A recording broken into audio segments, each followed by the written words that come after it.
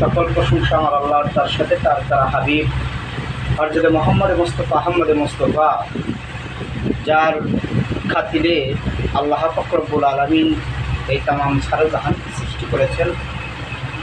সেই দয়ার নবী আজকে আমাদের ছেড়ে চিরতরে ঘুমিয়েছে। মানুষ সবারই একদিন এই পৃথিবী থেকে চলে যেতে হবে, তাই সাধক যে গানটি লিখেছেন, আমি একটি গান এখন আপনাদের মাঝে শোনাব, খালি কণ্ঠে, কোনো যন্ত্র ছাড়া। কিন্তু মানুষ জানে না যে কার কখন এই পৃথিবী থেকে চলে যেতে হবে, বিদায় নিতে হবে একদিন। আমরা এই ধরাধামে এসেছি, আসার একটা সিরিয়াল আছে, কিন্তু যাবার কোনো সিরিয়াল এই পৃথিবীতে নেই।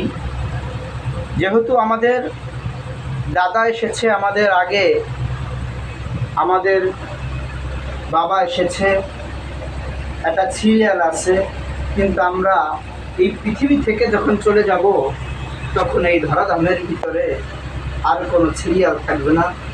আল্লাহ পাক রব্বুল আলামিন যার মৃত্যু যেই জায়গায় লিখেছে তার মৃত্যু সেই জায়গায়ই হবে। আর হলো এই ধরাধাম থেকে আমরা যে চলে যাব, জানি না এই ধরাধাম থেকে কার কোথায় আমাদের দাফন হবে, কাফন হবে। তাই তো কবি গানের ভাষায় বলেছে, আয় মৌলারি দয়াল আমি কোন চরে